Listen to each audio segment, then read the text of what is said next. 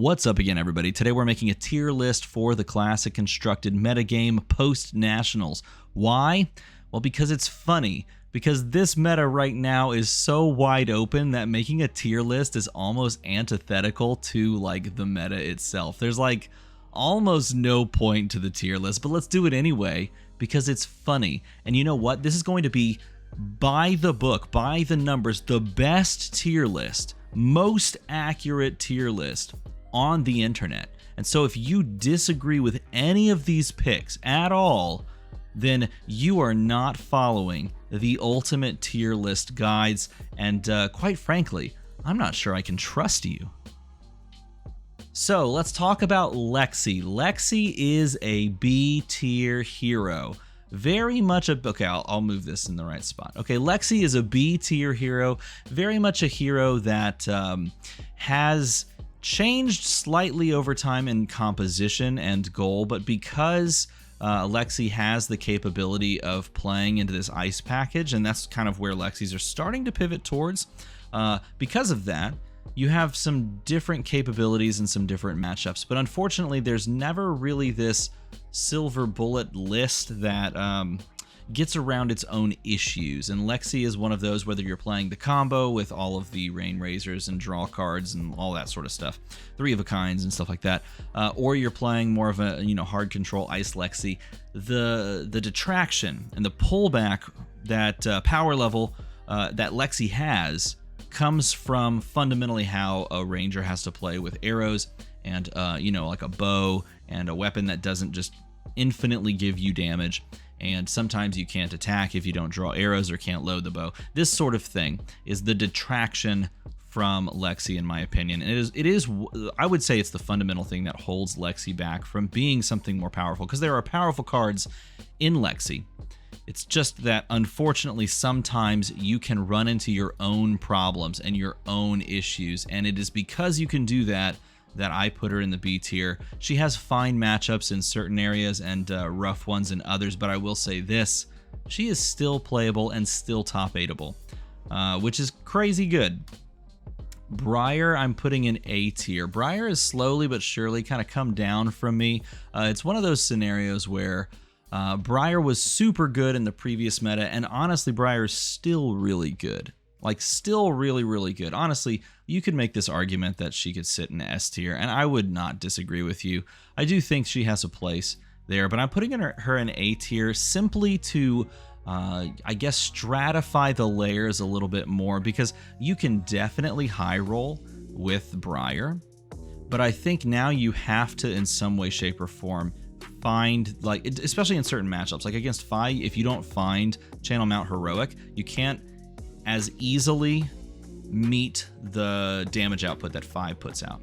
And if you don't find Channel Mount Heroic, you can get disrupted and pushed out of the game on Icelander. And if you don't find Channel Mount Heroic, you can probably not get over the defenses of a control Oldhim, or you can get disrupted and try to unsuccessfully complete a race against like a disruption mid-range Oldhim. And so, all that to be said, if you find Channel Mount Heroic, you probably win the game still. And so she's really good, but I do think I want to stratify the layers a bit. Icelander, I'm not gonna lie, I do view Icelander somewhere right here. I do think that Oldhim is a little bit more consistent than Icelander, but Icelander's starting to do the thing that she teetered on doing in Blitz when she came out. And she's starting to attack the meta and the many decks that people play in ways that no one can predict or deal with. And this was true too when she was like introduced in Blitz, because in Blitz she had the capability of just playing like a strict like game plan of play ice cards. They weren't as good back then because there weren't as many ice cards, and they weren't tailor-made for her. They were made more for Oldhim, but you could play ice cards and then play wizard stuff and like burn them down, right? And burn them down on your turn, then burn them down on their turn and win the game. But then she started to pivot into like fire breathing and other attack action cards that people couldn't expect or like predict if you were running one list or the other.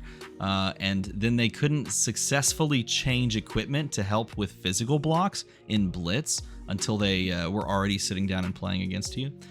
She's starting to do that in Classic Constructed. and it's really cool. Like, for example, Yuki Lee Bender at Canadian Nationals made a top 8 with Icelander that was including, I think it included Scar, but I know it definitely included E-Strike.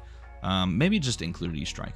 And then Michael Hamilton won the U.S. National Championship on a list that ran multiple attack actions like Scar, E-Strike, Wounded Bull, Fjendal's Fighting Spirit ×4. It was crazy cool to watch it play out because it allowed you as the Icelander player to dance around your opponent, to take a bunch of like card blocks and then just like throw like one big attack at them, or string together like some very like sneaky attacks and keep life parity. And again, the goal here is to keep life parity and win the game on your opponent's turn, and Icelander can now do that in multiple ways. So I do think she deserves the spot towards the top of the tier list.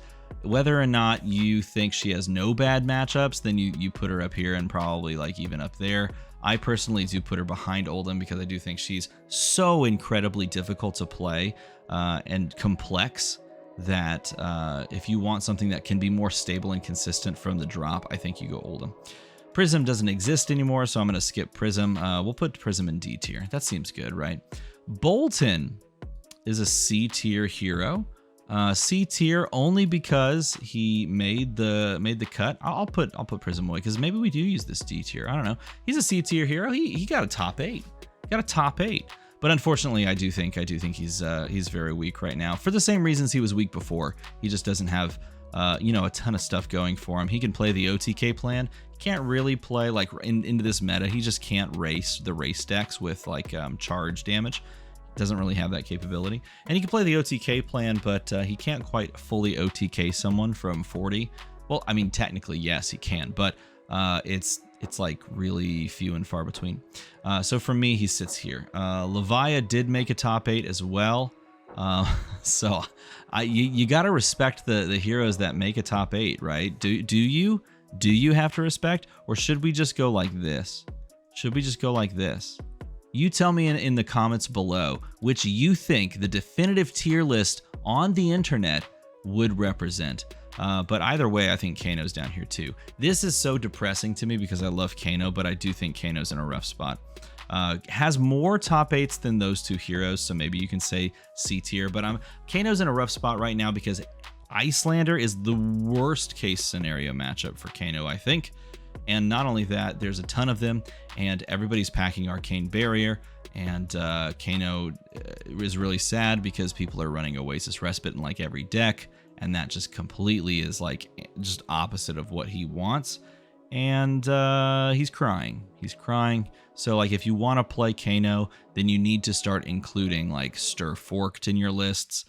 If you weren't already including those, Stir Forked is like the go time that you have to go play for now. And you just got to hit Stir Forked like once and then try to hope that they, waste their Oasis Respite before you can find it. I think Dash is for me kind of hovering between this B and this A tier. And it's interesting.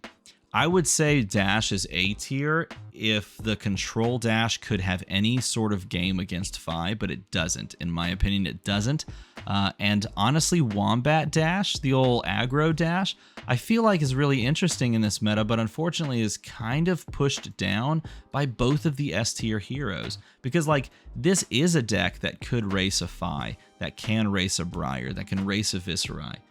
Wombat Dash can do that, but unfortunately it's taxed into oblivion by both of these heroes, specifically taxed by this hero and pummeled by this one. And so the arrival of Pummel on the scene makes it uncomfortable for the Wombat Dash, but I'll tell you what, if you're playing Control Dash, it's fantastic into one of these matchups. And Control Dash is really rough into Fi, which charged onto the scene over the past 2 weeks. So for me, she sits kind of in this B tier, where she has like a really good matchup into one of the best heroes, and then another hero I think very highly of, a really bad matchup. Azalea. Azalea starting to make a little bit of waves, hitting the top 8, kind of exciting. All three of these heroes did top 8 at least one event. I think Levia technically top 8'd 2 events, which is kind of cool. Maybe more than 2, actually. It might be more than 2. Could just be 1. But either way, these heroes have top 8'd. And so really, we should not call this the D tier. We should call it the, yeah, okay, tier.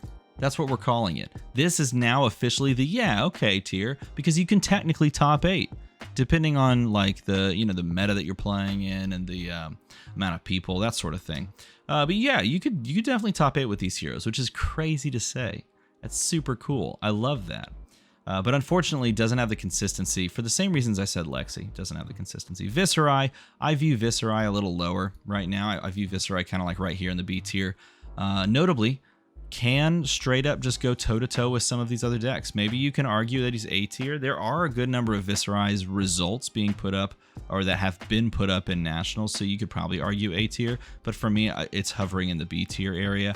I would even go like that. Because I do think more highly of Dash, and maybe you can argue Dash is right there. Dorinthia falls off for me. I'll do B tier because it has a good matchup into a Dark Horse deck that I'm going to talk about next. And it has decent matchups into other decks. Like, it can kind of race some of these other heroes. But it really, I don't think it has game into Iyslander personally. I just don't see it. I could be wrong. Tell me if I'm wrong in a comment below. But this is the definitive tier list, so how could it be wrong? Anyway, I do think that Dorinthia is a little rough around the edges right now. Still a little rough around the edges right now, but could always improve greatly. And is gaining things, like actively gained a couple of great key cards from Classic Battles, and did put up results. And we'll talk about more of that here in a moment, because now I want to talk about the other, or well, one of the 2 Dark Horse decks. I think Rhinar, I'm not going to lie, I'm giving very heavy credence to Rhinar right now, because I think Rhinar is a Dark Horse deck, but is always going to be, to some degree, held back by the variants that could come up. That being said, I do think if you execute Rhinar in a way that avoids a lot of the variants and the die rolls and things like that, and the discards and guarantees more discards, I do think you can kind of hover right here, which I think is pretty cool. And you know what? I've talked myself into it. We'll go A tier there, just because I just like it. I just like Dash. Now, Bravo Showstopper doesn't feel as good as I thought he would. He put up some results. I would say I'd put him past. And I am doing my best to actually rank these at, like, in order, so feel free to follow along in this exact order. Doesn't feel like he's like as solid as I would have expected in this. Like, if you asked me right when Nationals meta was starting, I would have put him higher up. And in fact, I think I actually made that video and did put him higher up. But the more that you play this out, the more that you realize that, yes, he has disruptive tools. He has powerful attacks. He has things that he can do that are uniquely him. But so does Oldhim, and Oldhim probably does it better and can probably pivot better. And it's kind of unfortunate, but he still put up some results. Still showed up in a couple of weeks worth of top 8s, and is still to be respected because he can still play Pummel and represent Pummel very well, and he can always crippling crush you. Katsu's the only hero that did not make a top 8, and it's not his fault. It's not Katsu's fault. Here's the thing. Katsu can like actually perform, but unfortunately for Katsu, so can Fi, and Fi just does it better, more easily, and so people don't really play Katsu. So if he didn't top 8, should we put him at the bottom? Yes, we should. We should put him at the bottom. Sorry, Katsu. You are down there. You're down there. Dromai. Dromai is a deck that did consistently top 8 at a variety of events, and honestly, I'm not going to lie to you. I actually think Dromai is a Dark Horse deck if Oldhim continues to be very prevalent. Unfortunately, I don't think it has game into Fi in its current iteration. I don't think, basically, the same thing that I thought about Iyslander into Fi, I think about now Dromai into Fi. I thought Iyslander into Fi was a tough matchup for Iyslander because Fi can just pay through some of the Frostbite stuff. But if you have the disruption, and this was proven in top 8 Nats at US, if you have the disruption, you just slam it. You windmill slam the Blizzard on top of the Channel Lake Frigid, and your opponent goes, well, crap, I can't do anything about that. So find the disruption, and you just win that matchup, and it was proven in top 8. And clearly they played into other Fis on the day because there were a lot of Fi represented. So I was wrong about that matchup, but I don't think I'm wrong about this one. I think Dromai just struggles into that matchup, but I think it's really good into anything that says control, which is pretty cool because control is decent in this meta. And so it's weird. I would honestly put this like right here. I think these two are dark horses. I maybe because of this position, just for parity's sake and kind of evenness sake, you can look at this break right here being stratified somewhere in there. So like that break to me looks a little bit more kind of uniform. Fi is very good. I was wrong, and many of us thought Fi faded. I think Fi is the best aggro deck. I think it's better than Briar, even though Briar can high roll and probably push more damage theoretically with Channel Mount Heroic. I think Fi just does it more easily. For the same reason that no one plays Katsu, Fi is the best deck. He can just do like the aggro race thing more consistently, and he's really good. And when you look at it that way, Iyslander, super playable right now. Fi, super playable right now. Dromai, dark horse. These are great heroes from Uprising. Literally great heroes. How cool is that, man? That's really, really cool that these 3 heroes, none of them are super broken, but all of them are super playable. And I know there's going to be people that say, you know, like Iyslander should be here as like S tier, like the best deck. I don't necessarily know that to be the case, but maybe Iyslander is the best deck, which would make me super happy because I love Wizard and I love Iyslander. But Fi has arguably been one of the best decks. I'm putting right here. You could honestly put it right here. I would be fine with that, but I am going to drop it down here. I think it's more stratified on the A tier. And then my final thoughts on this whole thing. All A, like S, A, B, heck, even to some degree C tier heroes here can all, well, I'll say it this way. S, A, and B are all tiers that can get you to the top 8 varying consistency levels, right? So if you take an S tier hero, you grind it out, you know exactly what you're doing into all their matchups, you can top 8, especially if you play those matchups and execute. A tier, same thing. If you grind it out, know your matchups, execute, you can make it to the top 8. Honestly, these are very negligible in difference to me. There's just a clear, in my mind, there's a clear cut, and then there's a slight step down. And then B tier, you can make it to top 8, but with these 2 heroes, you may need a little help. With this hero, you can definitely do it for the same reasons that these heroes you can do. But you can definitely do it for Viserai. It just, I think if you run into specific matchups, you kind of have the uphill climb, we'll put it that way. And same thing for Bravo. I think Bravo, you have to put a little bit more into it, and you have to really be good on it. For the same reason that you have to be good on these heroes, but I would say even more so there. And then C tier heroes can still execute, and we did see make top 8s.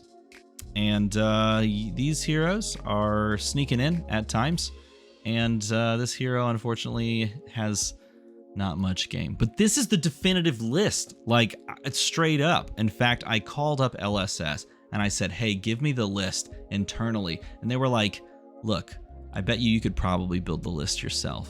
This conversation did not happen. I'm putting words completely in the mouth of LSS. But that happened, so there you go. If you enjoyed this video, if you gained something from this tier list, make a number climb slightly higher to another number. Numbers going up is generally a good thing. I'm into that. As always, thanks for watching.